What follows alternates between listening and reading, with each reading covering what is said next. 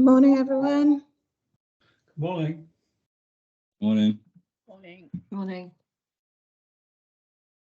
We have had a couple of gremlins our end. We've been having printer issues and various issues, so apologies in advance, but hopefully everything should go okay online today.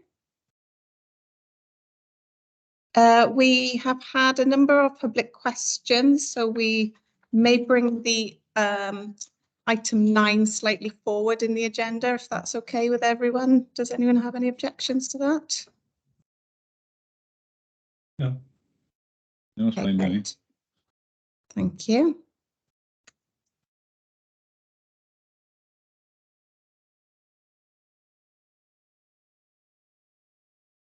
We do have a few people joining us today, so I'll just give them a minute.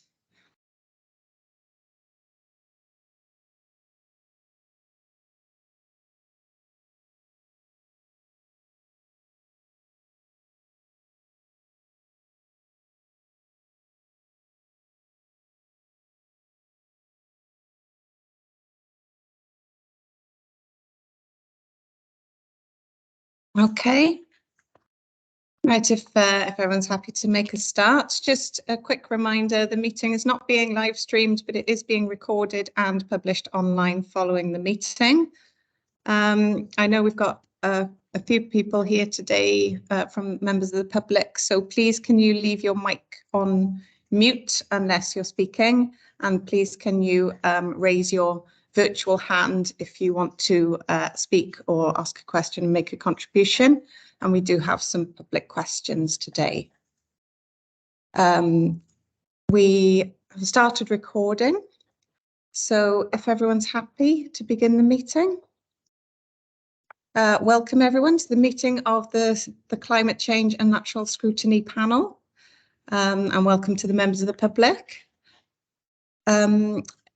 Liz, do we have any apologies? Yes, we received apologies from Will Thomas and David Hopkins.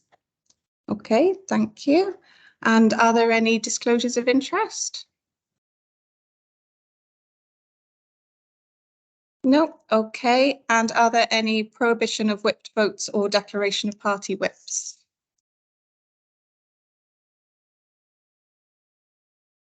No, okay, that's great. If we could go to item 4, minutes of the previous meeting, the minutes of 9th of November 2022 and letter to Cabinet Member 9th of November 2022.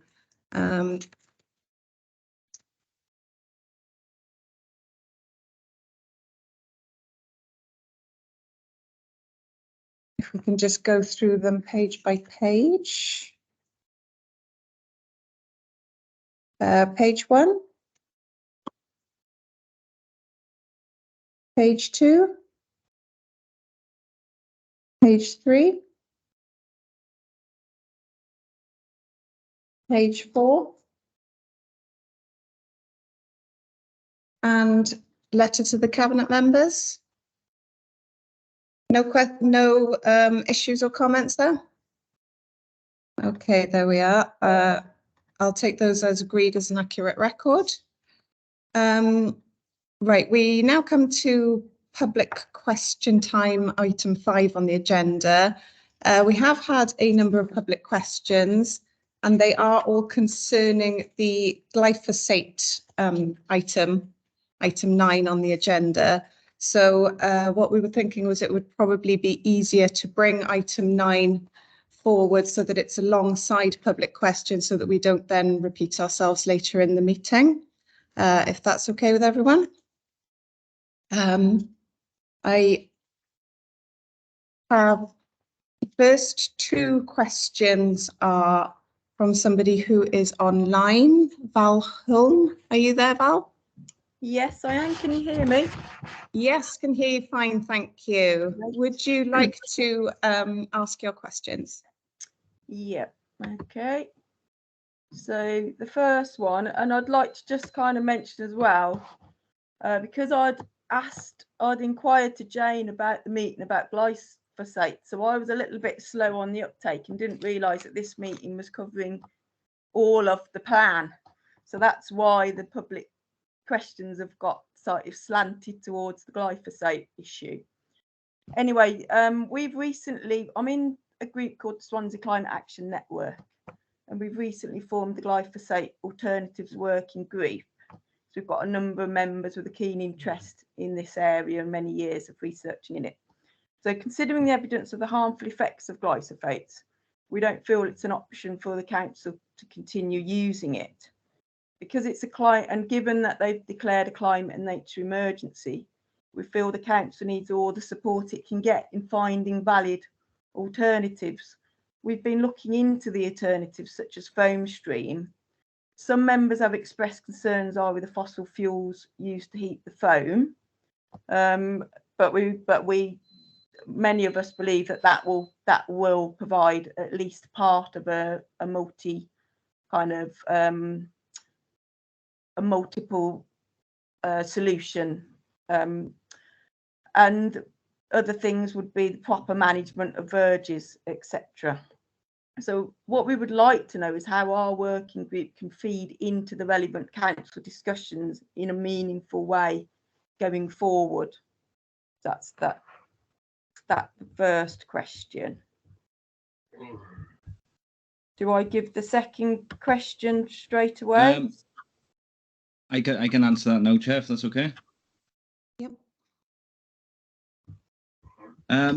Yeah. So first on the on glyphosate, with it potentially being harmful. I mean, it's been subject to hundreds of clinical trials that are all concluded that it's actually safe when used under Labour recommendation, and in fact the European Chemicals Agency Committee for Risk Assessment actually published the results of their latest review on the 30th of May 2022, which recommended no change in the classification of glyphosate.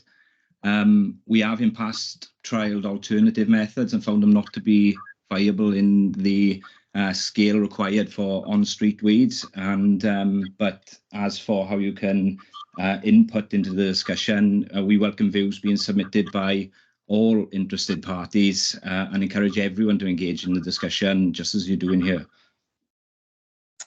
Is there a different way than purely waiting for the odd occasion where we've got 10 minutes, public involvement in a meeting? Is there, surely there's more productive ways where we can have more ongoing discussion? Because the way I see it is you've got lots and lots of, you've got a resource out here, you've got interested citizens that it's in their better interests and their families' better interests to get better environmental practices together.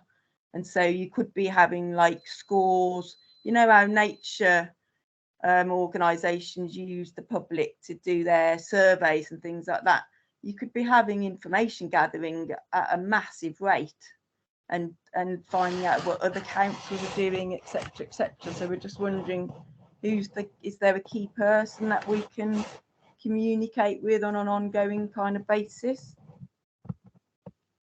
Well, I'd be happy if you wanted to put those down in email to me, and I can take it up with the appropriate officers to find out a way forward for you. Okay, that's great. I'll send my email. Who am I best to communicate to get that, or shall I? Can you get my email from Liz?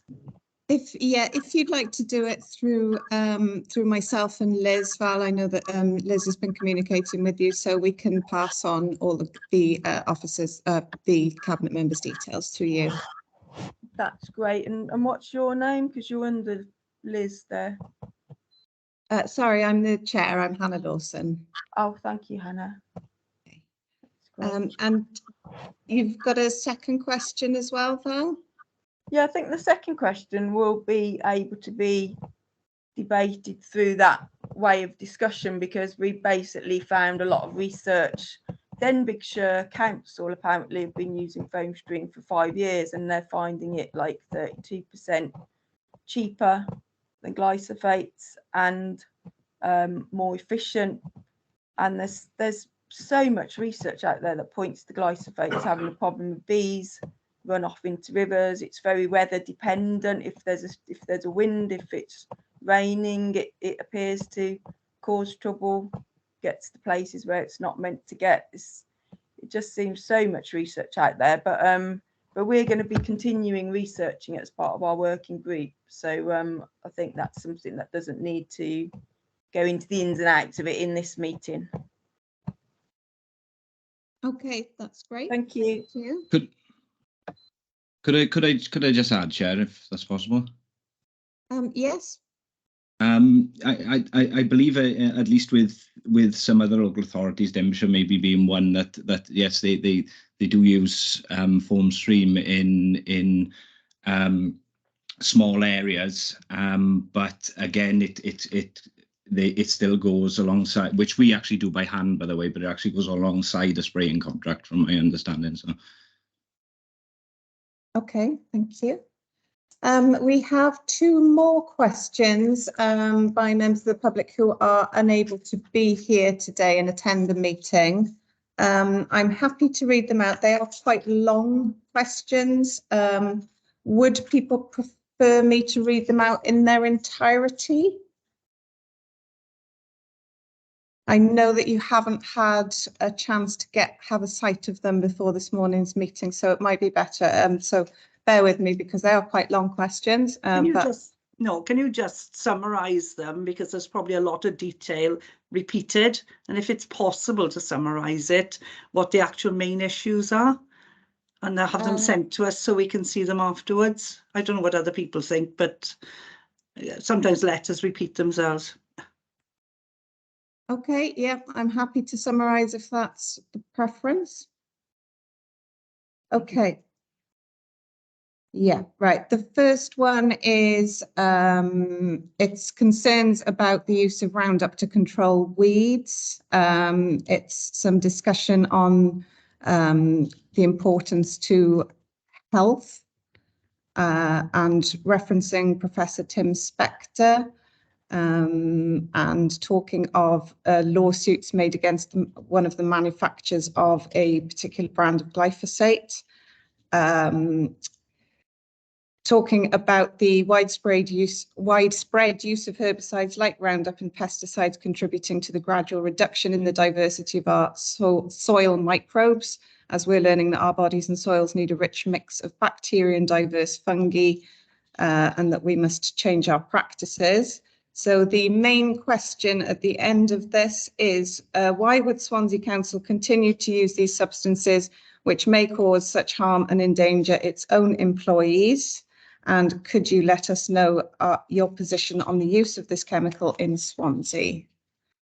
Andrew, would you like to come back to that one first, or would you like me to summarise question 4 as well? I'll come back to that, Chair, if I may. Okay. So I'll reiterate that glyphosate has been subject to hundreds of clinical trials that concluded it's safe when used under label recommendation. And the European Chemicals Agency Committee for Risk Assessment published results of their latest review on the 30th of May 2022, which recommended no change in the classification of glyphosate. They actually agreed that there was no scientific reason to change the classification based on a wide-ranging review of scientific evidence. The committee again concluded that classifying glyphosate as a carcinogen is not justified. Now, as someone who has a PA1, PA2 and PA6, I can actually attest that there is such thing as safe use of herbicides and pesticides, and all council employees and contractors that use it are professionally qualified. And in terms of my position on the use of the chemical, it's by far the most efficient method at this time for the broad spectrum treatment of common weeds. And when you're addressing the scale required for street pavements. But that said, we always keep an open mind on suitable alternatives and any emerging information to support a change in our processes. Okay, thank you. Question 4 covers a lot of very similar issues. It's has quite a lot of discussion about the disruption of the function of the gut microbiome and concerns over pesticide poisoning. It also talks about foam stream, which was mentioned earlier, as being a potentially preferable method of weed control, and also that it's 31% cheaper than glyphosates. So the main question at the end of question 4 is, therefore, I would like to suggest that Swansea Council consider using foam stream on a trial basis in a specific area for a few years to determine its efficiency and cost effectiveness. Reminding you that Swansea Council has declared a climate emergency, and during the UN Conference on the Human Environment, Guterres warned Earth's natural systems cannot keep up with our demands. Okay, so again, as I stated earlier, a demonstration has been given in the past of this particular product and some other alternatives, actually. It was found not to be as efficient nor as cost effective, and not ideal for the large broad spectrum treatment that footway is required to assure that they are safe and that damage caused by excessive weed growth is limited. So from the demonstration, I believe it was clear that it was not suitable. So even if we overlook the initial investment, it would be very time consuming and not effective in controlling perennial weeds. My understanding from the demonstration was that the weeds targeted actually grew back within a fortnight, and same with the moss that was done as well, also grew back within a fortnight. Also, as you did mention in one of the questions earlier, the demonstration actually required the use of a petrol generator powering applicator. So there's the additional carbon impact to be considered should any alternative methods be put forward. Okay, thank you. Right, I know we have a question from Councillor Chris Evans. Would you like to come in on that, Chris?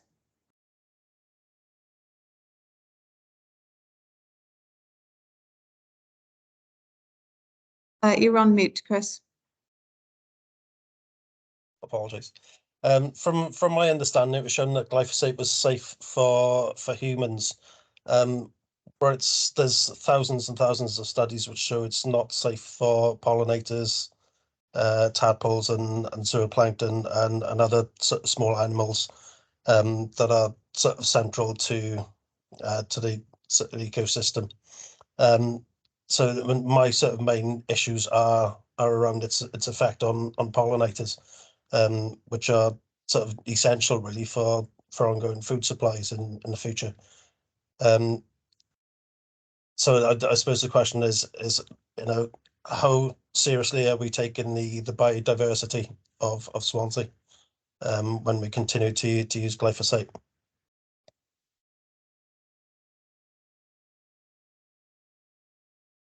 Shall I go? Yeah. Do you want to come in on that, Andrew? Yeah, well, we are always taking the biodiversity of Swansea. It's extremely important, as is evident in the number of our biodiversity schemes that we're doing right across the county. And even with glyphosate aside, even just weeding by hand, actually, as you know, has an impact on biodiversity potentially, but we have to weigh that up against everything else that we do as well. So in regards to the bees, the results that the research on the toxicity of glyphosate and to any wildlife, in particular bees, is often conflicting. And we still, as I said earlier, that we are still open to alternative methods, viable methods, should they become available, or should scientific evidence change. In terms of, as you mentioned, with food supply, I know that bees are obviously essential in our food supply and in arable systems. And from a farming perspective, unless there is a suitable alternative, glyphosate is actually essential in commercial arable, mainly wheat and rapeseed systems, and has actually been safely used for over 40 years. Losing glyphosate in our food system would actually mean that we would actually need over 500,000 more hectares of land, which is an area about 3.5 times the size of London, just to produce the same amount of food in the UK. So glyphosate-based herbicides actually enable farmers to control weeds with little or no tillage, which actually dramatically reduces the carbon footprint and helps farmers maintain healthier soil, funny enough, because there is actually over 50% more earthworms in a no-till or min-till system. Then not using it could actually mean as much as a 25% increase in greenhouse gas emissions from changes in agricultural practices. So without viable alternatives, it's not quite as straightforward in terms of food production either. So hopefully that answers.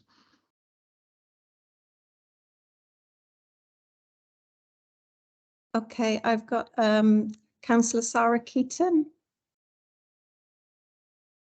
Hi, yeah, another question. 40 years of using glyphosates, yes, we've used them for that length of time, but in that time, the amount of bees and insects have dropped considerably. Could be a bit about climate change there, but I think we have to take it that that's one of the causes. And also about the tilling, yeah, I do understand, and we all rely on farmers, so we shouldn't be biting the hand that literally feeds us. But there are some alternatives where they are actually planting mustard seed crops. Andrew would know more about this than me. And then they're actually rolling that into the ground to kill off which puts nutrients back into the soil and is supposed to help kill off the weeds. I don't know if that's viable, Andrew. I'm not a farmer. I bow to your knowledge on that. But I would say I get a lot of emails and people coming up to me concerned about the use of chemical sprays, and having photographs taken of dead bees after they've gone around as well. With their spraying. So yeah, it is a subject of concern, I think. Thank you. Did you want to come back on that, Andrew? There wasn't necessarily a question there, so not really. Okay. Sorry, it was about, sorry, Andrew, I've waffled on for a bit there. No, it was about, we are concerned because after 40 years, there is a tremendous amount of less bug life. You only have to go on any road and find yourself, you know, the less bug. Sorry, I had a phone there in the background. And the other thing was about the tilling. Is it a possibility doing a catch crop and then tilling it into the ground? Sorry. Yeah, there are alternative methods. Certainly, but it's whether those alternative methods are viable or not when it comes to the scale required for commercial food production, really. Yes, I understand that. And as I said, that's the problem. We're not farmers, so we have to ask these questions sometimes. Thank you. Okay, and I also have a question from Karen Lawrence.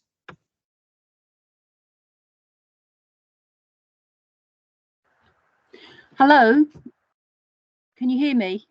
Hi, yes. Hello, it's a question about the wildflower patches. With reference to the way you produce these patches and call them wildflower patches, Plant Life, a nationally recognised charity, actually has a handbook for best practice, which does not involve using glyphosates. So in your document, the assessment for justification for still using glyphosates, you say that to kill the weeds so they don't compete with the wildflowers. Well, in nature, we don't use glyphosates, and nature just gets on with producing beautiful wildflower meadows without such chemicals. So Plant Life actually recommend various practices where you can have the wildflower patches and you don't need glyphosates, and they work with councils. So can the Swansea Council please consider talking to plant life and using the best practice for producing wildflower patches in Swansea, because we don't need glyphosates to produce beautiful wildflower meadows or verges.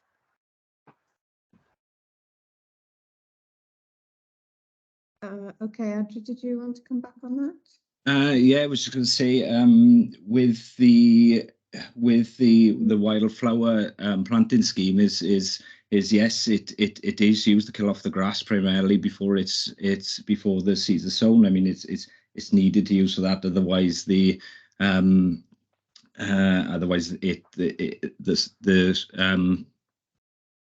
seeds are not going to take.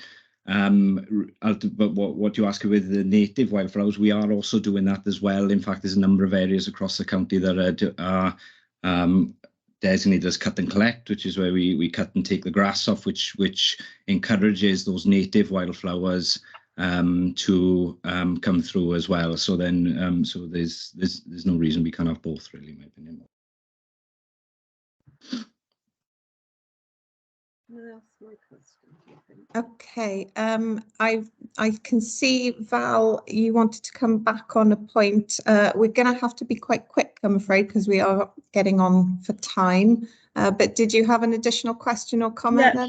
Yeah, thank you. Yeah, just a quick one. It's about the soil. So the glyphosates, we might be getting away with it.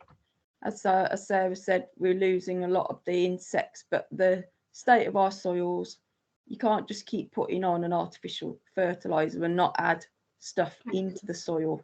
It's about the soil, not about temporary things that you add, chemicals that you add into it. But we'll be doing lots more research, absolute specialists in this. So yeah, we welcome the opportunity to start inputting some information. Thank you. Yeah, we'll put you in touch with the cabinet member, and Liz has your details, so we'll be in touch with you after the meeting. Okay. I know there was an additional point about wards opting out. I was just wanted a little bit of clarification about that. I know a couple of people have mentioned that if their wards wanted to opt out, that was an option. Could you tell us a bit more about that process, please, Andrew? Yeah, any ward can, in fact, and has been for some time, been able to opt out of the spraying programme or go for a potentially reduced spraying programme if that is what suits. And the best bet is that for any councillors who wanted to opt out of the highways weed spraying programme in their areas. Obviously, it's still going to have to be done for invasive species, Japanese knotweed and what have you for the control. It's essential for the control of that. Then if there are any members that did want to opt out, then that's always a possibility as well. And you just need to let myself and highways officers know. Okay, that's brilliant. Thank you. Are there any other additional questions or comments on this item agenda point before we move on to the next one? Nope, I think that's... I just wanted to say I live in Merton, and there's flowers, which are a flower bed, and it's sprayed, you know, the last whatever 10 years, and it's right by a water course which comes out by St. Peter's Well, which is by the at the bottom of where I live. So I'm very concerned because people actually drink from that water, and even though Andrew says that it's completely safe, it's being found in people's pee and in babies, newborn babies, so it can actually pass through the placenta. So my concern and my question is it illegal to spray near running water?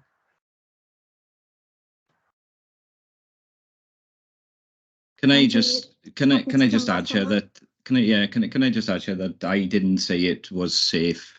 What I said was that it's been subject to hundreds of clinical trials that all concluded that it was safe when used under the label recommendations, including the most recent one, which was back in May 22, and that all council employees and contractors are trained in pesticide and herbicides use for the PA1, PA2 and PA6 for safe use and safe application of pesticides and herbicides. Glyphosate and herbicides, sorry. Thank you. And Councillor Rowlands? Just on the questions now, or are we also on agenda item 9? We're also doing agenda item 9. Okay, thank you. Is there no? I get numerous complaints each year regarding the amount of weeds that are on the roadsides, and I just wondered if there is going to be a move away from using it. Could we have a statement from Swansea Council so that we can go back to our residents and explain the reason why this is, this is happening? Because it's a huge problem. Nobody wants the weeds growing on the roadsides, and the majority of people don't. Then, and then for us to have to take that, it's quite concerning.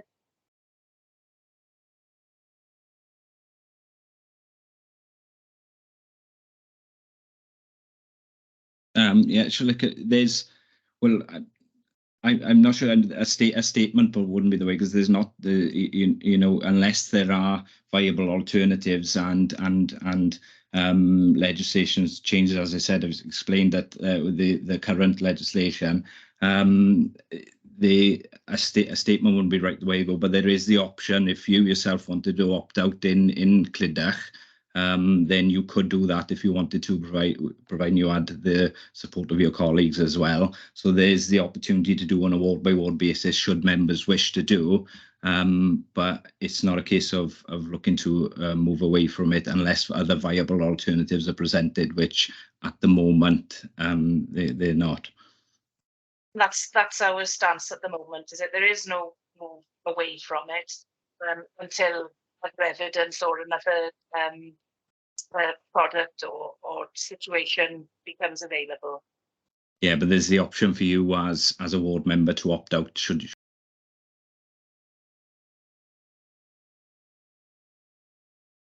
Can I just say that the viable option would be to actually put permanent planting in, and because things which come up every year, well, either concede themselves or just butterfly and bee loving plants, of which my garden is actually full of them. And when you've got an established garden, you've always got a surplus of everything. So people could just join together and replant these areas, so you don't have to have glyphosate at all. And if anyone drives from Swansea to Cardiff, the verges are absolutely full of wildflowers. It's an absolute sheer delight. There's those white oxide daisies, there's stretches of poppies. I mean, it's very lovely. We don't need And my other thing is, because of, global warming, I think my own personal thing, it's estimated 1 billion people are going to become, climate, what are they called, refugees, climate people who are going to have to leave where they live because of the boiling hot sun and nothing grows and there's no water. And my actual feeling is that everyone should be planting nut trees for protein and fruit trees for vitamins, and every available piece of land should be turned over to growing food. Okay, I mean, can I sorry, just I'll stop now. sorry, can I just interrupt you a second, because we are moving a little bit away from this agenda item. I will put you, we have your contact details, and we will put you in touch with the relevant officers and cabinet members. But I'm very aware that there is time is going on, and Councillor Lewis does have commitments. So yes, sorry, Councillor Stevens. Could I just add, yeah, that we do have a county-wide tree planting strategy, and that board members can take up the wildflower planting schemes and as many areas as they want paid from their community budget if they want. We are specifically talking in the report primarily about the highways, footways, weed spraying program. So if you think of a footway and you have a channel down the centre that BT is just, sorry, that a particular utility company is just dug up, and then you've got all the weeds growing in and out of that. Those need to be dealt with as alongside the curbsides as well. So I think it's going a little bit off the topic on specifically on what we hear for today with some of the wildflower planting schemes and the verges and that. Yeah, but we can certainly give you more information on that following the meeting. Perfectly okay? fine. Yeah. Okay, if everybody is happy then, I'm going to move on to agenda item 6, which is climate change update. Over to Councillor Lewis for that. Thank you, Councillor Lewis. Thank you, Chair. I'm conscious of time, so I will be brief. I know members have had the report in advance. We've responded to all the recommendations from and have now got a fully costed plan. As members will note, it's going to be quite costly, and we will be reliant on government grants to be able to deliver quite a substantial amount of that plan. But also reading the papers thoroughly again yesterday, I noted that we need to just update the panel on our One Planet standard. We have now had the bronze standard awarded to us, and the comments from the interviewer were really positive about what this council is doing, and very forward thinking, and we've been on this journey for quite a long time, way before we actually declared a climate and nature emergency. So I'm proud to say that we're building on the work and the platform that was there, and we've been on this journey for a long time. There is a lot of work to do, and I know officers are very focused on delivery and tight timescales to deliver that, but we will continue to lobby governments for the necessary funding to be able to deliver the action plan that we've put in front of the panel members today and was approved by Cabinet in December. So I won't say anything more than that. I know we've got officers on the call as well. If there are any technical questions, I might defer to them, but happy to take any questions from the panel, Chair. Do we have any questions from the committee?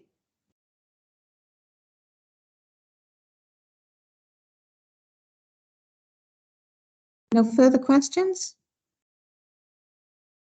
Councillor Evans.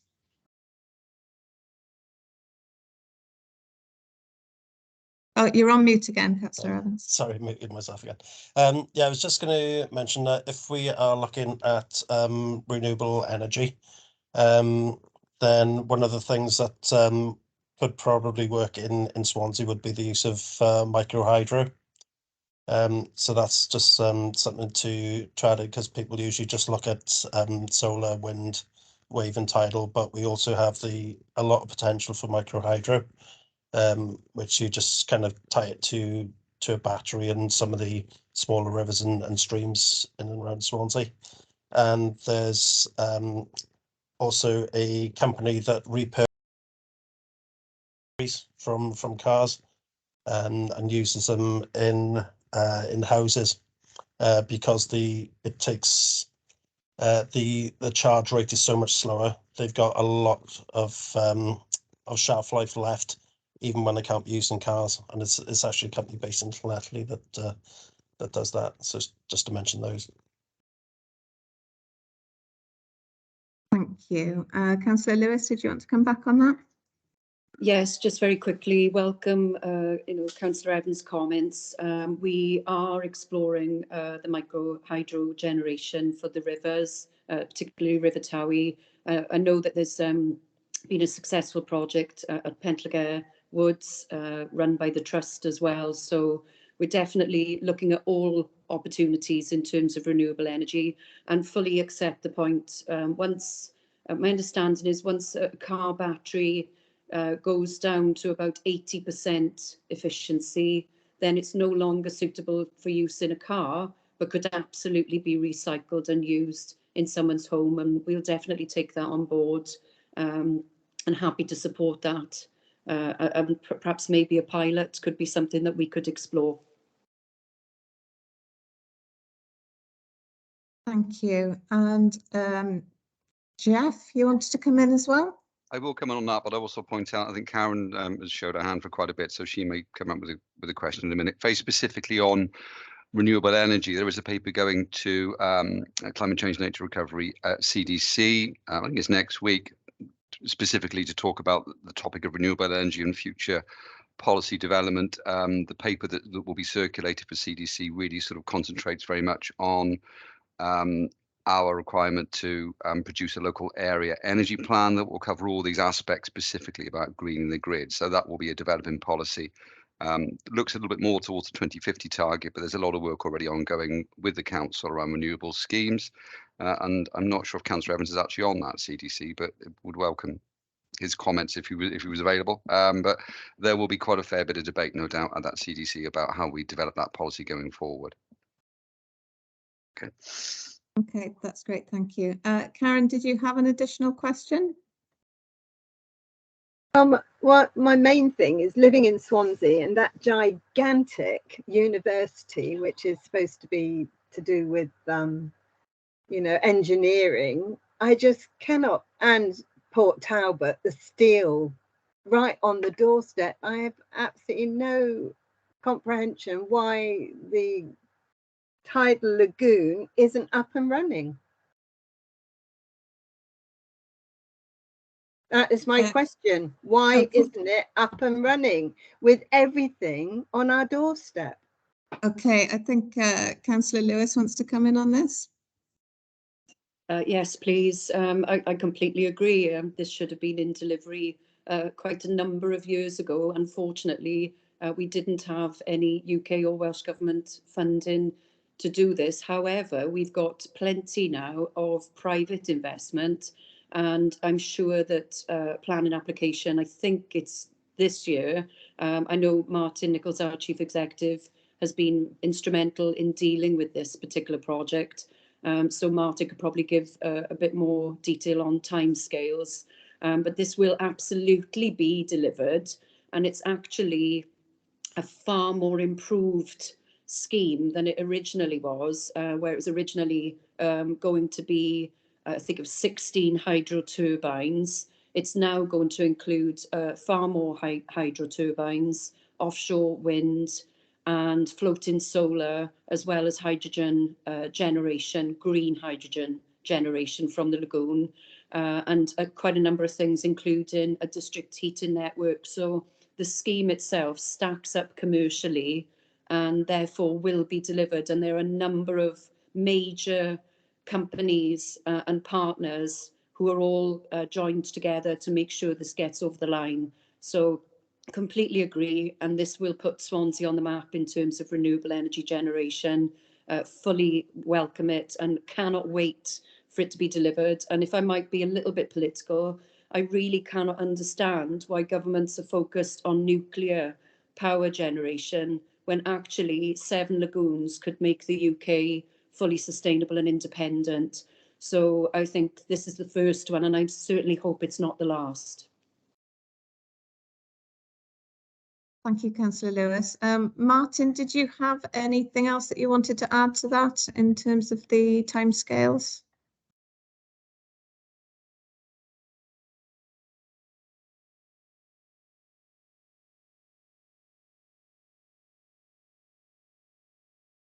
No, I guess not.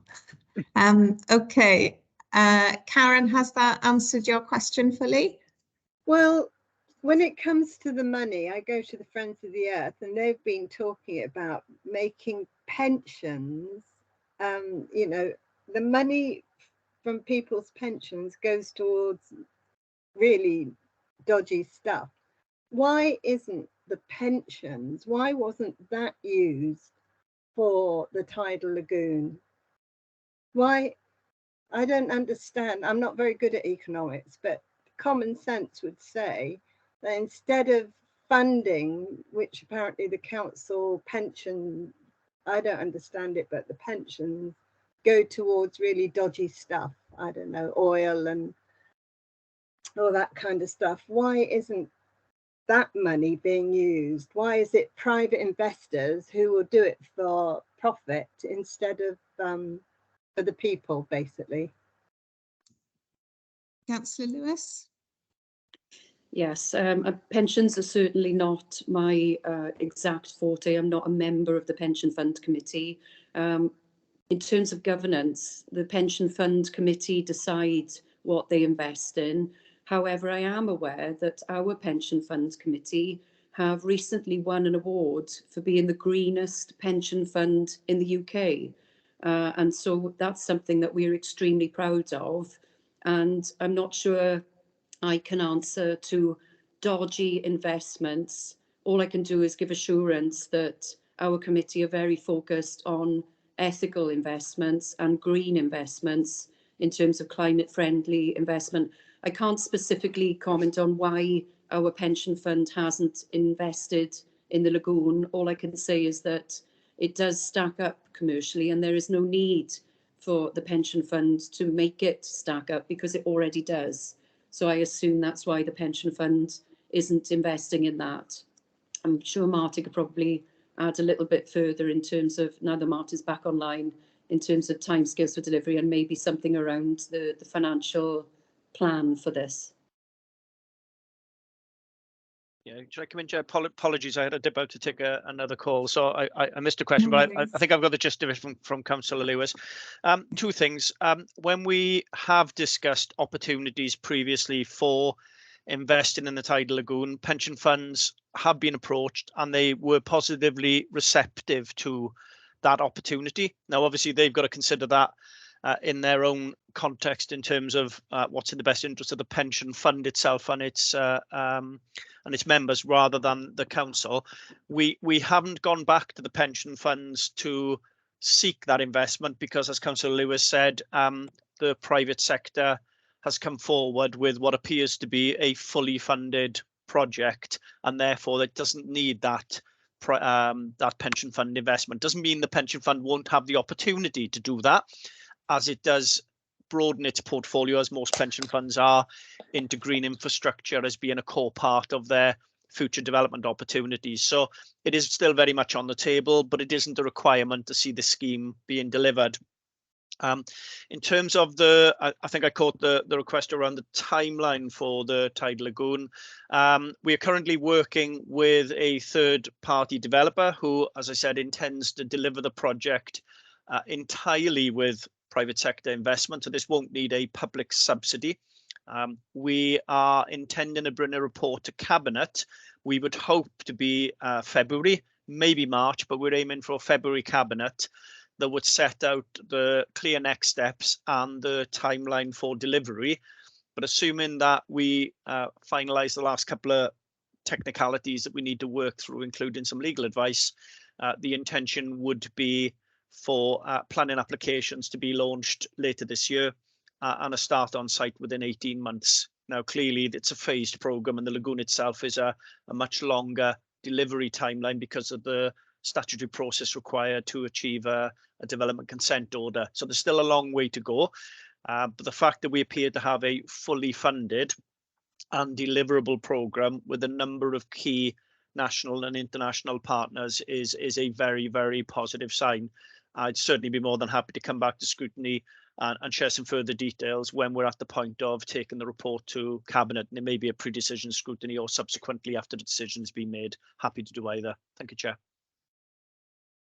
Thanks, Martin. That's great. Okay, does that answer your question, Karen?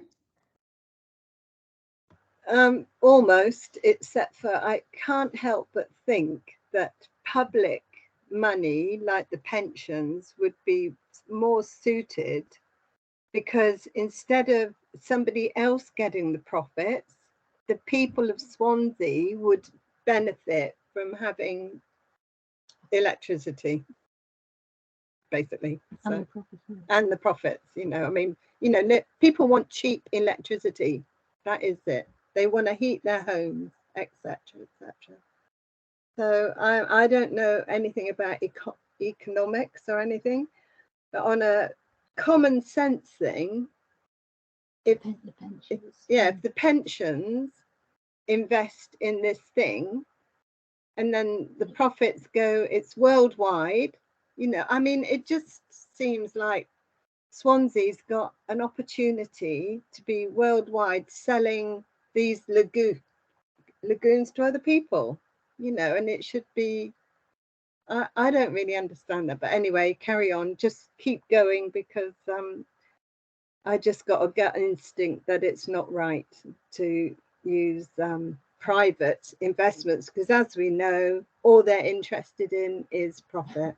So Okay, I know there has been a very, very long and a long history of multiple investors. I don't know whether Martin does want to come back in on that briefly. If I can, Chair. So just a couple of points. Firstly, we would very, very much hope, well, not even hope, we would be requiring any developer to ensure that the opportunity for green and cheaper electricity and heat from the lagoon development would benefit the residents of Swansea and the surrounding area. So we're absolutely on the same page with that.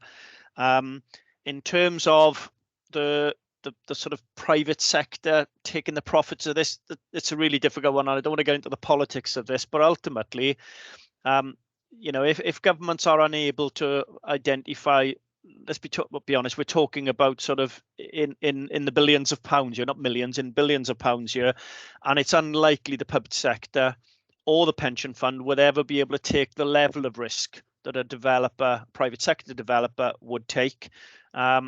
Where the previous proposal was a challenge was that the public sector were underwriting that project and then the private sector taking the profits. That wouldn't be the case with the project that is currently devised, but that does not mean that the public sector and the residents of Swansea would be squeezed out, that would not receive the benefits that you've referred to in your question. We will be insisting that that is the case, and there will certainly, as part of the project, be a significant community fund that would then feed into future opportunities for the residents of Swansea to develop further renewable projects, which would effectively be a levy on the overall project. So there will be significant benefit. As I said, it's difficult to go into all of that detail now because Covenant haven't yet been asked to make a decision, but I would very much hope that your concerns would be allayed as part of that.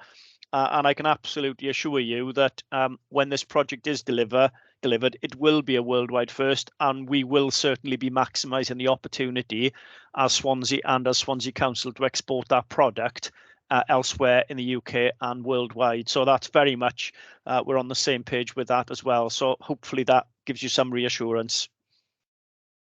That's great. Thank you, Martin. I can see we also have a question or comment from Val again. Yeah, just very quickly, Martin. So this is it at the same scale as the original one a few years ago? Because I'd heard that it was a much smaller scale, but maybe that was wrong information. It's actually much bigger scale. So you'd be pleased to know. So the overall, and we're just working through the numbers at the moment to see how the overall outputs that would be delivered from the project. Bear in mind, the original project was purely a tidal lagoon. This includes a lot more aspects, including floating solar and other renewables and potentially a district heating network. It has much wider and larger benefits. We are working through that consenting process with Welsh Government because obviously there is a threshold at which it trips back to being a UK government determination. So we're working through the threshold of that, but it's certainly not small, and it's likely to be somewhat bigger, both in terms of the lagoon basin and in terms of the added elements that are included in the project. Oh, great. That's fantastic. Thank you. Thanks. And Councillor Joe Hale. Oh, yeah, thanks, Chair. And can I apologise for being so late? I was in a meeting in Singleton Hospital, so sorry. Important stuff like employees and, you know, trying to keep their jobs. But I do share the concerns of colleagues. I thought, Martin, that Welsh Government were supporting the tidal lagoon. Is that support non-financial then? Because I've only just walked in, so I've only just picked this up. Yeah, shall I come back on that? the reality is Welsh Government have certainly indicated they are supportive of the project, although there's been no direct request for financial assistance by the developer. Welsh Government did fund the city region to take forward the project when the previous proposal was stalled. So Welsh Government have financially supported Swansea and our partners in the region to develop the concept which was under the banner of Dragon Energy Island. So Welsh Government have supported that. My understanding is they'd set up, I'm not sure I would use the term ring fence, but they certainly set up a notional allocation of up to £200 million to support tidal lagoons and similar projects across Wales to assist in the pursuit of net carbon zero. So Welsh Government are certainly supportive of it. We've had a number of dialogues with ministers, and I understand the developers have also had direct dialogue with Welsh Government. So they are absolutely supportive, but at the moment we're not asking them for any direct financial assistance for the project.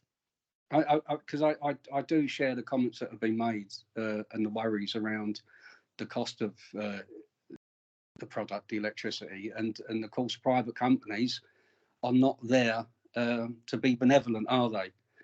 They're certainly not there to look after communities. They're there to make profit. And I mean, if you could get something cast in stone that said we would provide the cheapest electricity in Wales or the United Kingdom, that would be fantastic. Because this is coming, the tidal lagoon is coming to one of the poorest parts of Swansea. So I just don't want to see and wouldn't expect local residents to be priced out of it. Thanks. Absolutely agree, Councillor. Couldn't support that anymore. And certainly the conversations with the developer have not been along the lines of, certainly haven't given me concerns that they are in this for the money. Clearly they've got to make a rate of return to make the project viable, but they understand the fundamental principle of cheaper, greener electricity for the residents of Swansea is a fundamental part of the project. So we'll certainly continue to seek those reassurances, and I certainly hope that we'll be able to make a reference to that within the cabinet report I mentioned earlier. And just another point quickly before I go, sorry, Hannah, Chair. I'm presuming that we've done all due diligence on partners on this scheme, and they're all ethical companies. So we don't have them in places like South America, taking rich minerals out of an area and then charging poor people lots of money for the product, as in gas, water and electricity. Yeah, indeed, that due diligence is being undertaken at the moment, Councillor. So you're absolutely right. It is an important aspect to make sure that the organisations involved, bearing in mind that this is a private sector led consortia. This isn't something that really we could dictate who did it, but we clearly are seeking those reassurances, and we're engaged in that due diligence work at the moment to ensure that we don't end up finding that somebody involved in this project is undertaking any unethical practices elsewhere in the UK or worldwide. Yeah, I'm just thinking as a political Labour Party administration, you know, we should make sure and be steering that it is actually not going to be companies that have acted unethically in the past. But I mean, that should be written in stone for me anyway. I don't know about colleagues. Thank you, Joe. I'm aware, just looking at the clock, that Councillor Lewis has to go very shortly. So I just want to check in with you. Councillor Lewis, do you have any further comments? Does anybody have anything else that you want to ask Councillor Lewis before she goes? I think you're okay for questions, but do you have any additional points or comments that you want to make before you leave, Councillor Lewis?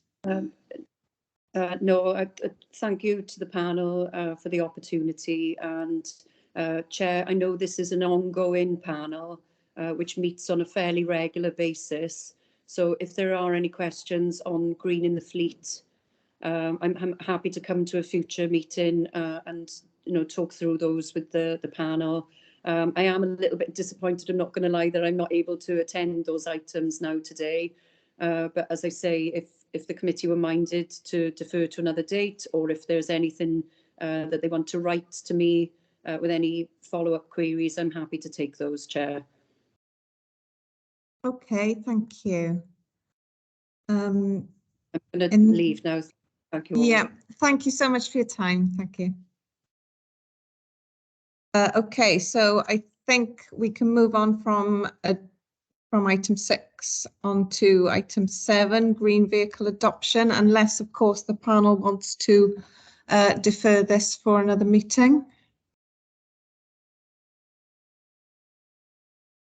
I think we should defer it because it is something that the Cabinet member has been working on, and if we could fit it in another date, then I think it would only be fair that she can come back and address the panel, because I know she has done a lot of work on it. Okay, Councillor Keaton? I'd agree with that, actually. I'd be happy to defer that to another day when we can have Andrea here. Thank you. Okay. So I think that's a fairly broad agreement that we want to defer item 7 for another meeting. So that takes us on to item 8, public and residential electric vehicle charging. Can I ask who's leading on this item? So I'm Chloe Lewis. I'm the report author, but the cabinet member for this item would again be Councillor Lewis. So I'm not sure if you want me to proceed or if you want to defer like you have with the last item.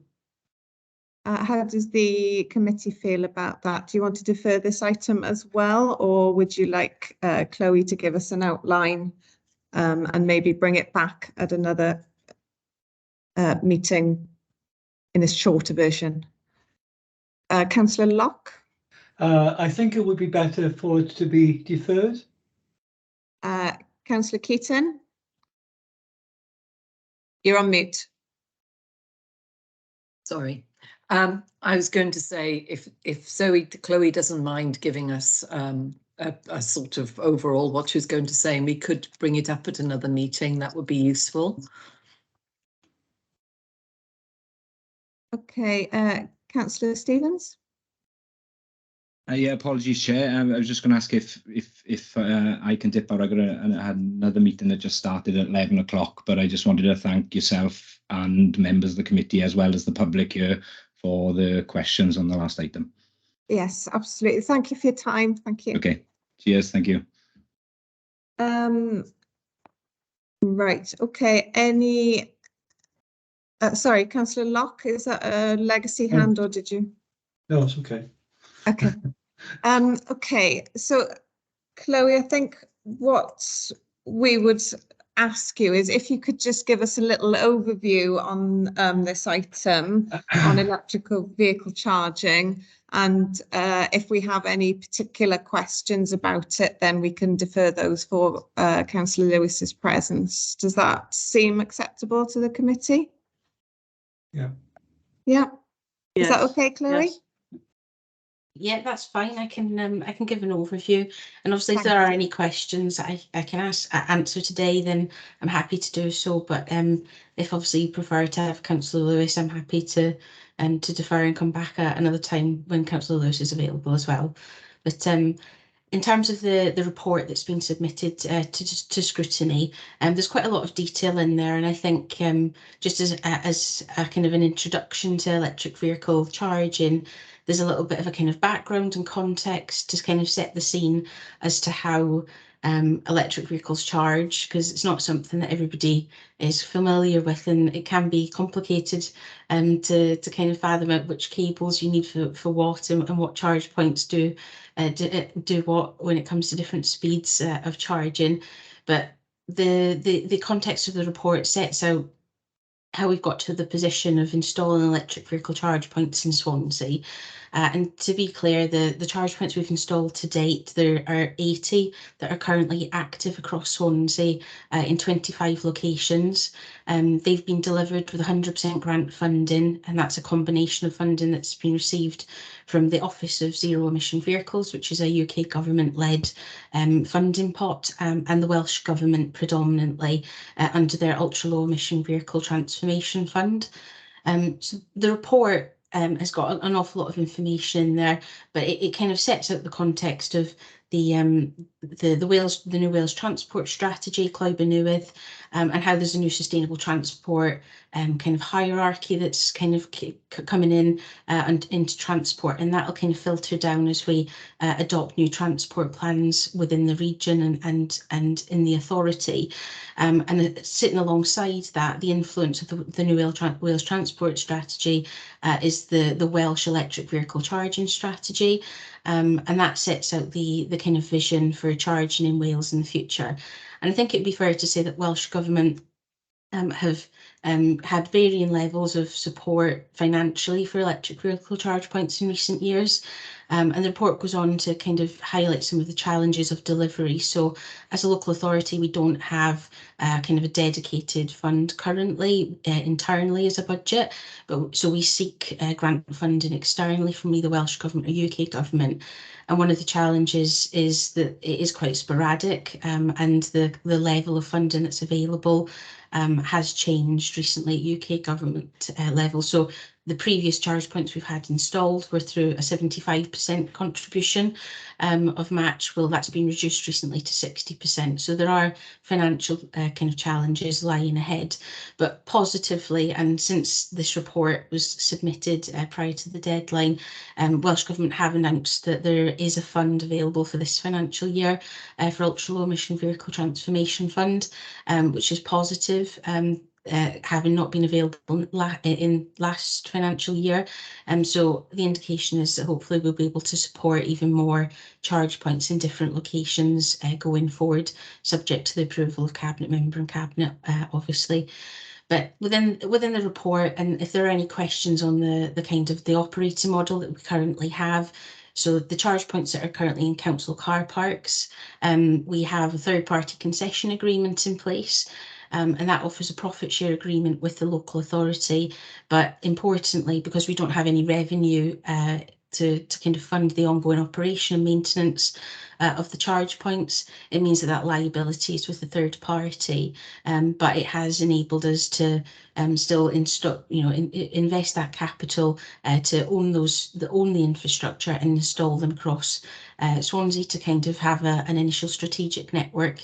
And they've been placed in varying locations at different times, mainly dictated by the grant objectives and criteria that we've had to meet to install those charge points, which is why you'll find them in communities perhaps that don't have a huge amount of access to chargers with off-street parking, and then you'll find them in other places which are more destination-led, so down in Gower and South Gower in council car parks as a kind of a trip attractor destination. So there are a number of different charge points out there, but importantly, all of our charge points provide 100% renewable electricity to those who utilise them.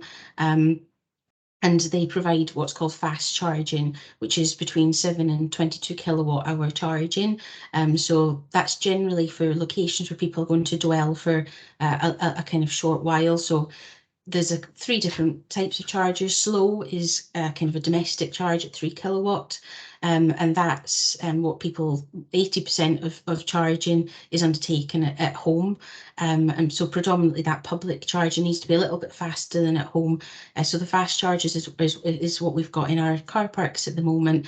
They're capable of doing up to 22 kilowatt hour charging, but they are load balanced, which means that if, for example, we've got 6 charging bays in use at a park and ride site. If all of those bays are in use, the usage the charge that's delivered can vary between 7 and 22 kilowatts. So that's what we will advertise those charge points as being. for the charge points in total, the first ones that were installed was back in July 2020, and it was a project that was significantly impacted by the COVID pandemic and the implications of that.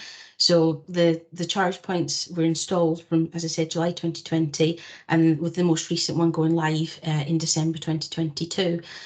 So within that report, then it kind of concludes that we've got the 80 charge points currently active. There's a further 15 that are due to go online when the Copper Bay North car park goes online in the future. But in that time, there's been 6,400 charging sessions that have been undertaken, and that's and the power that that's been delivered, as I said, was 100% renewable, and it's powered about 281,000 miles of usage in electric vehicles, and the CO2 saving from those charging and miles is about is over 73,000 kilograms of CO2 saved. So there's a lot of progress has been made in quite a short time, with the very limited budgets that kind of are available nationally for electric vehicle charge points. And Swansea has done particularly well in its application and success at the grant award level from Welsh Government, certainly. But that's not to say that there's not more to do. And I think everybody would agree that electric vehicles charging is certainly something that is at the forefront of how we're going to kind of transition to more sustainable modes of transport in the coming years, especially as we near the ban of new petrol and diesel vehicles in 2030, cars and vans, not all vehicles, I'll hasten to add. But yeah, for those kind of more recreational domestic use, there's definitely a massive increase in electric vehicle kind of need for public charging infrastructure. So in terms of our next steps within that report, that outlines that as a local authority, we'll be looking to develop our own electric vehicle charging strategy. There's been some work done at this at a regional level as part of the South West Wales region, but we'll be looking to do that within Swansea to have our own strategy, and that will be taken forward for development and subsequently adoption by Cabinet in the coming months, I hope. So I think that kind of gives a broad outline of what is within that report. I hope that kind of gives a brief summary, but I'm happy to take any questions either now or written afterwards. Thank you, Chloe. That's great. Do we have any questions from the committee?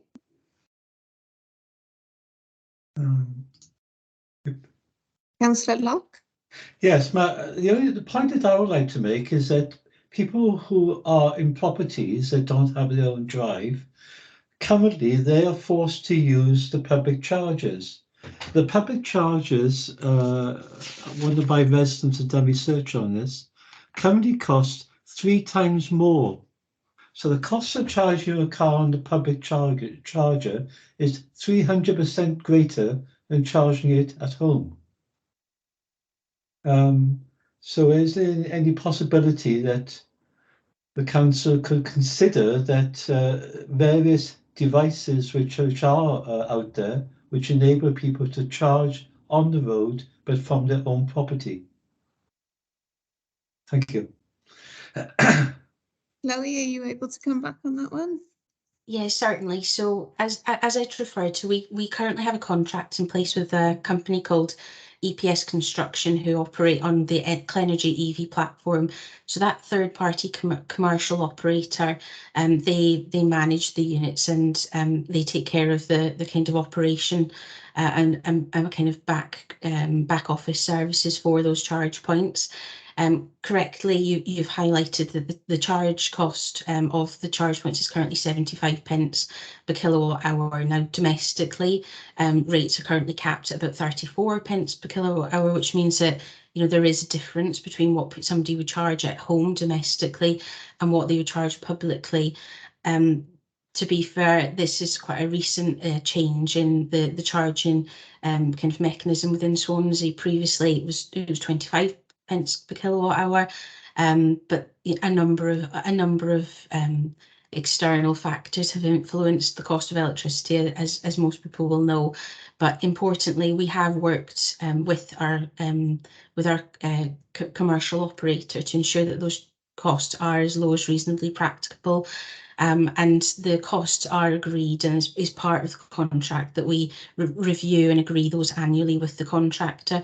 But importantly, they are in line with what is charged commercially for fast charging across the board. So those charges are going up. But one of the positive stories when we went out to tender for this contract, Clenergy EV, it is a Swansea-based company, and they were able to offer kind of the Welsh customer service 24/7, and those kind of important criteria that we had to hit within that tender. So it is positive that we've got a local company, but they perhaps aren't as able to weather a storm as those bigger corporations who have a lot more financial backing behind them to be able to reduce their costs and remain slightly more competitive, perhaps in occasions at the moment.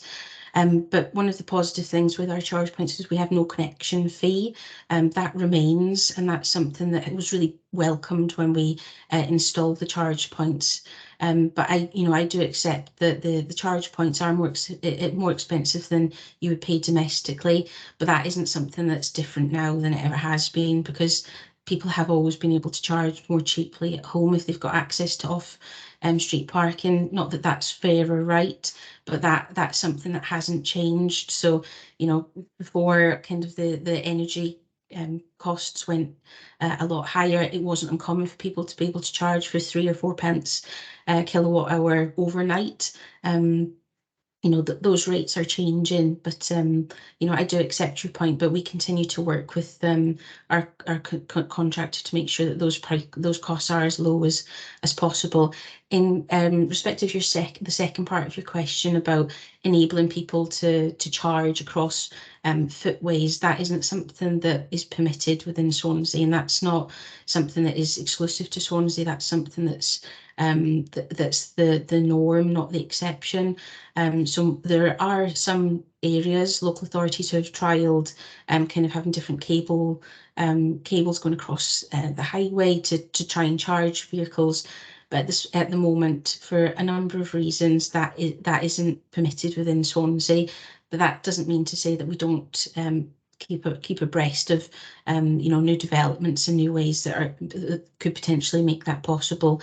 But I think as a local authority, one of the important ways that we can address that concern of local residents is to make sure that we're providing good information about where they can charge publicly and the rate at which they can charge. And as even in the time we've been installing charge points, battery technologies came on so much so, and is going to continue to do so, that the need to have, people envisage having streets with loads and loads of charge points down a residential street. The charging technology is getting such that people will be able to use rapid and ultra rapid chargers and fast charging at places that they visit and dwell for enough time. And part of that is, with an internal combustion engine, people will go to a petrol station, fill up, and they'll top their tank the full way. With electric vehicle owners, they tend to just see it as, I just need enough charge to top me up for this or that. It's not about receiving a full battery worth of charge. So actually being able to plug in to a 22 kilowatt charger to get 90 miles of charge in an hour might actually do somebody for 2 or 3 days worth of journeys. That's not always the case, but there are lots of things to factor into that, and I think knowledge in how people use electric vehicles is different to how petrol and diesel generally operates. But I hope that answers your question, but I'm happy to come back if there's anything missing. Councillor Locke. Yes.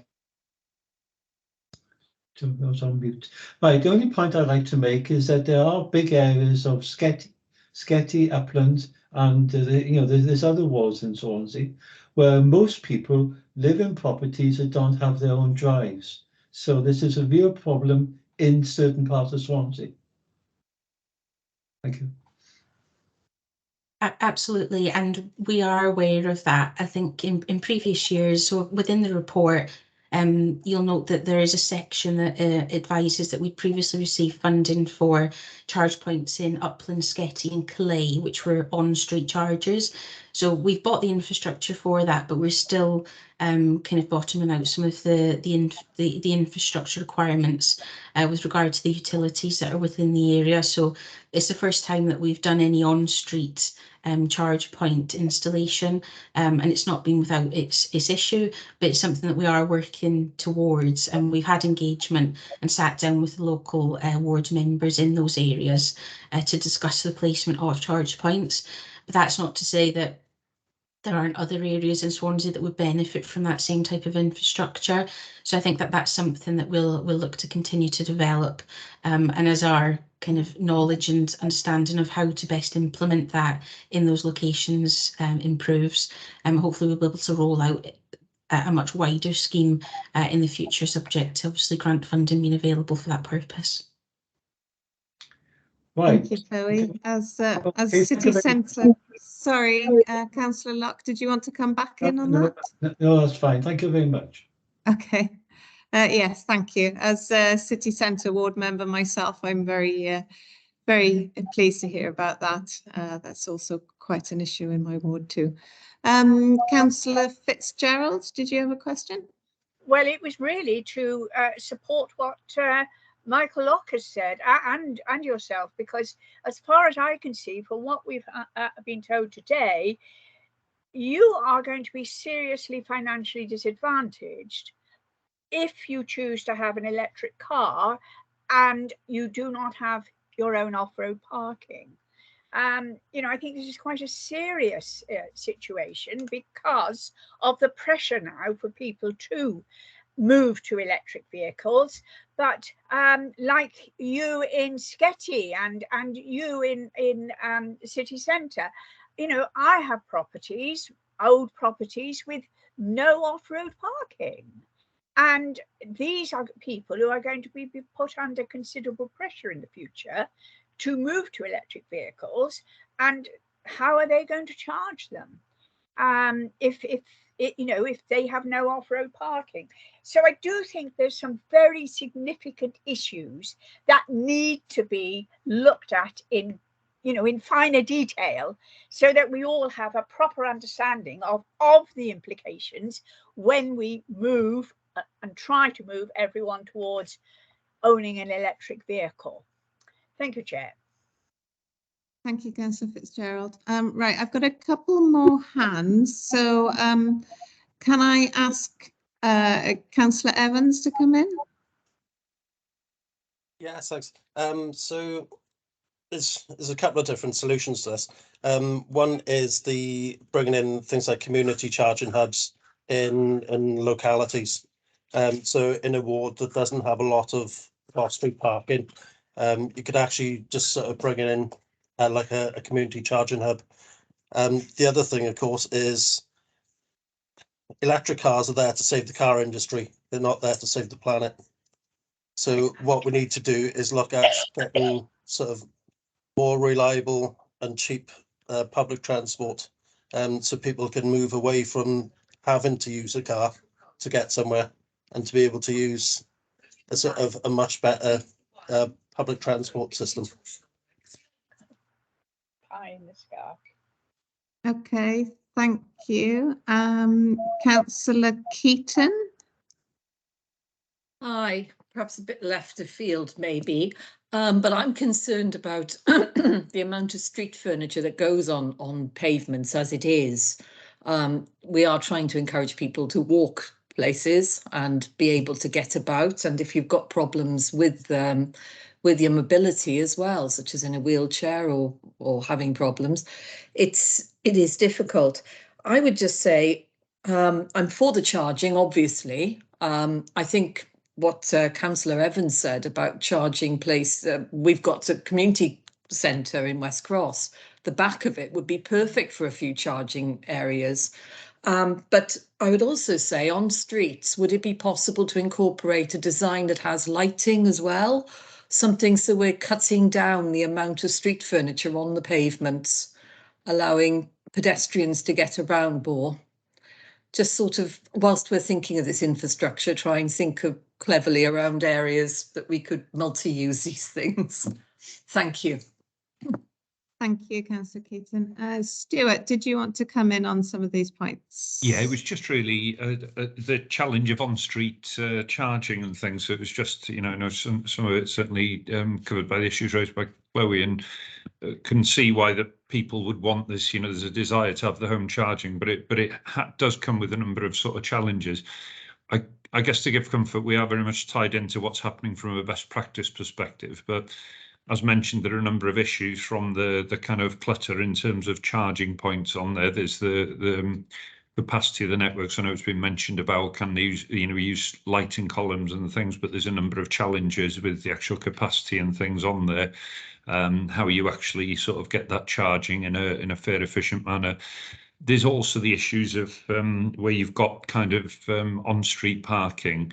When you start to sort of provide electric vehicle sort of charging points, what you then get is potentially some conflict situations where the belief is that particular parking space is then the sole for the sole benefit of a person or a resident with an electric vehicle, and I think there's just a number of areas which provide challenges. So I think, you know, certainly. And, you know, aside from the issues that Councillor Evans sort of mentioned about the fact that I think from a sustainability perspective, the view is that the priority, and when you look at the sort of through been now with the hierarchy of priority for authorities, is to look at sort of the active travel, the sort of you know, the public transport sort of systems and networks to enable the dependency and the reliance on the private car to sort of be you know, reduced over a period of time. So you know, there are a number of challenges. There's no easy solution for it, but I guess to give comfort, this is part of the work that Chloe and the rest of the team are sort of doing to try and grapple with the issue and see how we come up with the best solutions.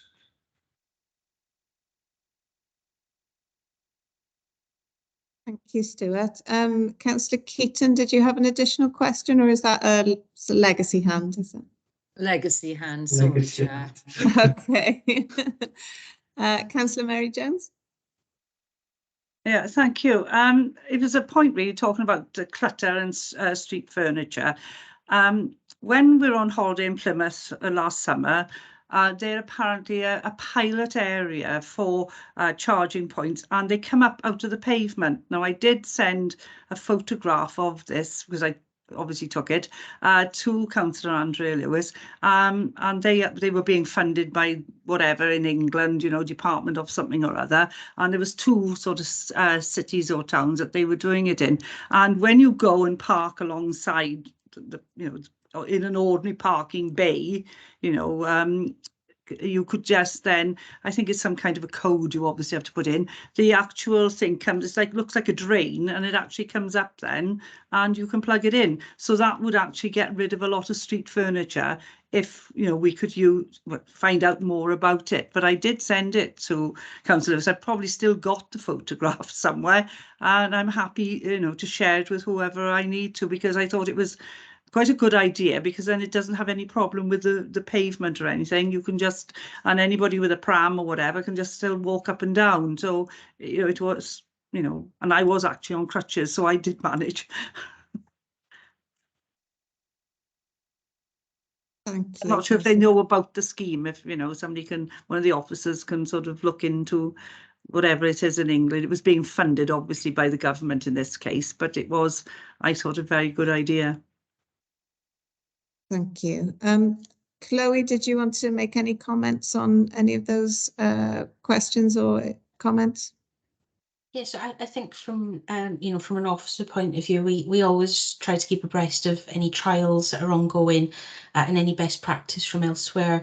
I think a particular difference in Wales to English authorities is that English authorities have a much bigger pot of money to be able to bid for funding for. So I'm pretty sure this year there's something in the region of about £240 million available for electric vehicle charging in England, but it is only available to English authorities.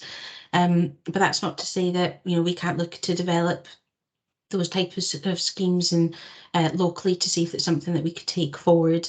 I think a lot of these pilots, you know, there are accessibility kind of considerations to be made to make sure that, you know, they're visible and they don't pose a risk or a danger to people as well, because it is new infrastructure that is going in, and I think that's, you know, half of the need for pilots, to make sure that it, you know, it's in line with what's required and is appropriate to be placed on the highway network. So I think we're, you know, we're certainly able to look at those best practices, and that's something that we do. But one of the considerations we do have to make is that there are lots and lots of different types of infrastructure out there and different ways of providing that at the moment. And ultimately, when we receive funding to install infrastructure, we do have to go out to tender and procure that on a competitive basis. We have had difficulties with that previously. So the last time that we tendered for our contract, we had 32 companies register an interest in the contract with Swansea Council to provide our electric vehicle charge points, but ultimately only 2 companies submitted a kind of an application or a tender to take those charge points forward. So there are difficulties in delivery to make sure that there are actually commercial operators who will tender for these contracts, and we are then, you know, we can't specify too closely as to what we want, because it does have to be a competitive tendering exercise when we go out, and not exclude other, you know, other companies or operators because their equipment doesn't match if what we've specified exactly we want, if there's not a demonstrable need that we ultimately have to have it.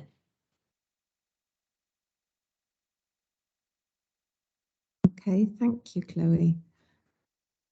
Do we have any further questions or comments on that particular agenda point? No, we're all happy to move on. Pardon me.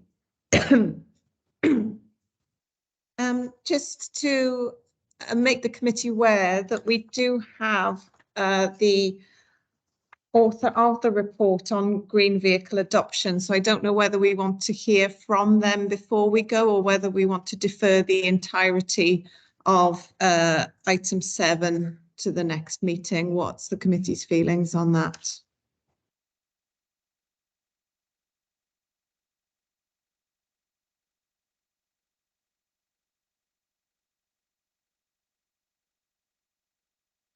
No, no strong feelings, I take it.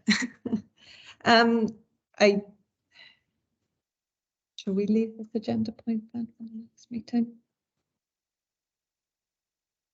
Mark, would you like to put any comments, give any comments to the panel initially on green vehicle adoption whilst we're here?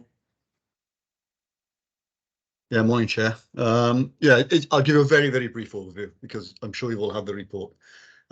We've got one of the biggest public sector fleets in Wales. We're nearly 1,000 vehicles. I'm sure members are aware of that. And we are facing significant challenges at the moment to green them. We've had a strategy and a policy in place going back to 2010 and 2018. And the climate change has accelerated the demand on ultra low emission vehicles across the UK. So we are facing some significant challenges, and members should be encouraged that we're making progress. By March, 10% of our fleet will be zero tailpipe emission, and we will be the largest public sector green fleet in Wales. And we're putting in the supporting infrastructure. Some of the stuff that Chloe's referred to is also going in across our council depots. Probably the critical thing for members in terms of scrutiny is that we estimate a £55 million cost between now and 2030 due to the size and complexity of the fleet and the price differential between battery electric and hydrogen options compared to our current diesel options. And that is a highly indicative figure because the markets are immature, inflation is at 10% per annum, and the global economy means that any tender process we engage with at the moment is indicative at best. And the supply chain is currently a minimum of 12 weeks, 12 months, sorry, not 12 weeks. So we are, unfortunately, due to recent circumstances, a couple of years behind where we'd like to be as officers and members, but we are ahead of most.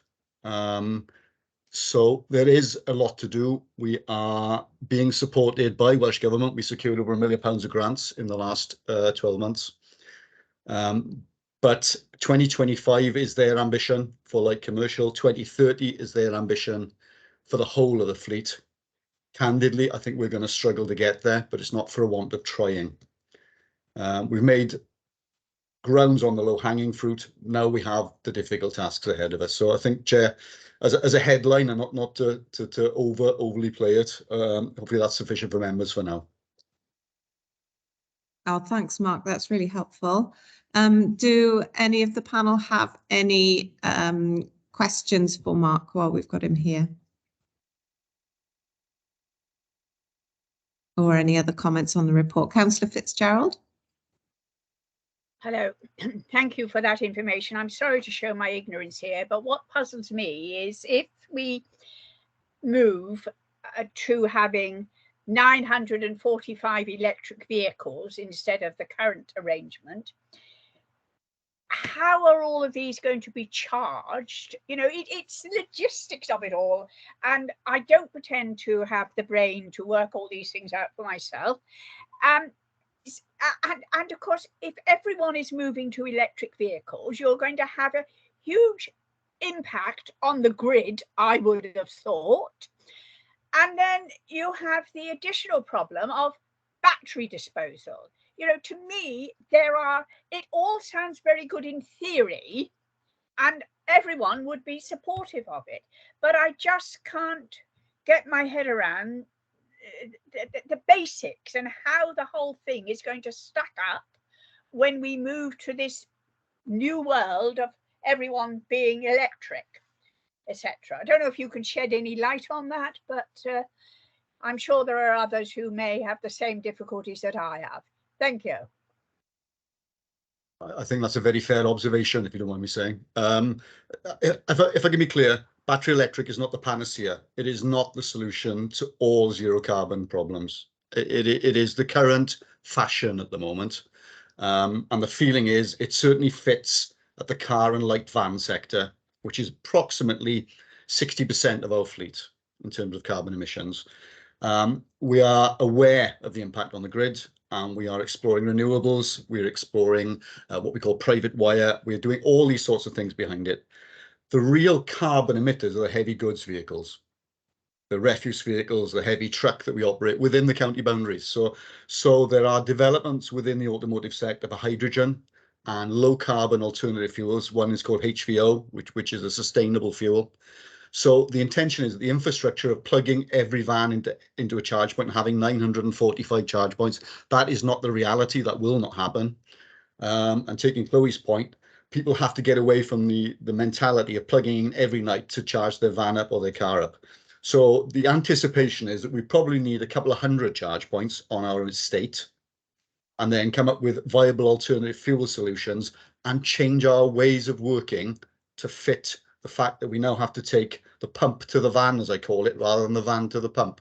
So we don't expect significant amounts of charge points for fleet. I think it's far better invested in the public facing side of things, but we'll mitigate for those expectations and those constrictions that you rightly referred to, Councillor.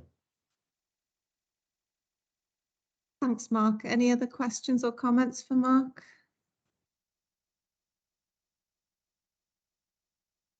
No? Okay, thank you. In that case, we will move on to item 10, work programme 22 to 23. Does anyone have any comments on that going forward?